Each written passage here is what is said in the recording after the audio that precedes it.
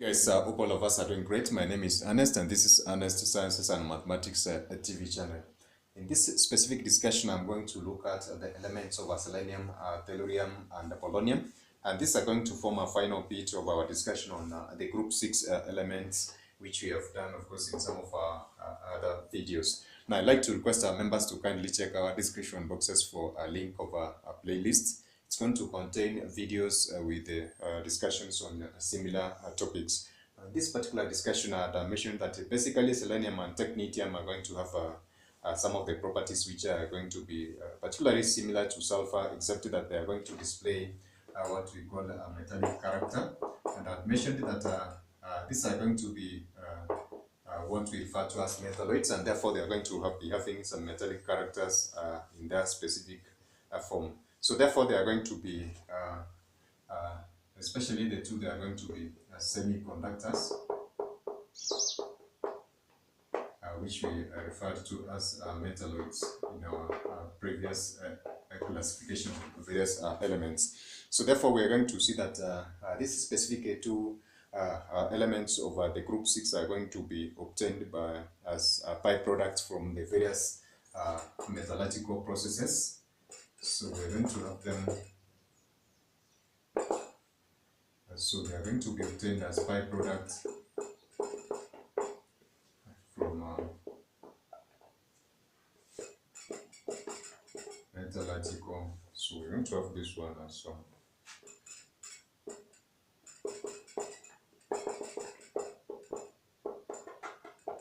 So in processing of other metals from their house, these are going to be appearing as, of course, byproducts from those specific processes, especially for selenium and technetium. Now, in some of the applications, we are going to find that the element of selenium is used in manufacturing of what we refer to as rectifiers. And these are used in the semiconductor industries, whereby they are going to be used in converting. So these are going to be used in manufacture of rectifiers. The rectifiers, these are devices used in converting the alternating current to a direct current, of course, in the semiconductor industry. In this particular case, therefore, it's going to be used as rectifiers in terms of alloys in the semiconductor industry.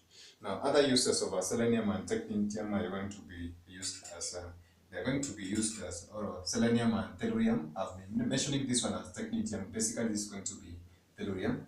Selenium and tellurium, they are going to be used in manufacture of glass as additives. So these basically are going to be used as additives in trying to control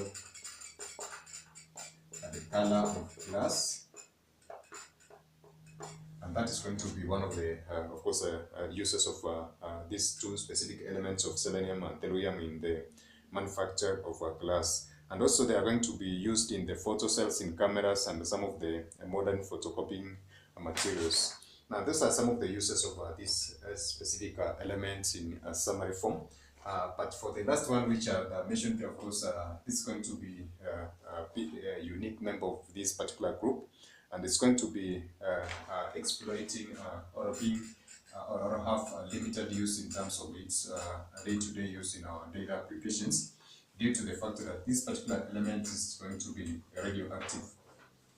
Now, in our last discussion, I basically talked about this the short history of this particular element, which is a very rare radioactive element that is extremely low in abundance in terms of course, its availability, as I mentioned in our previous discussions.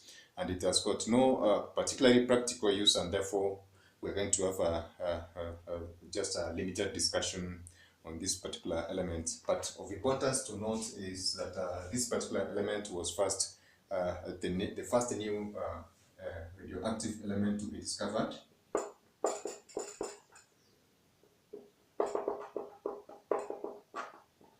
And this was done by Maria Curie, of course, as we had mentioned in our discussion on the concept of radioactivity.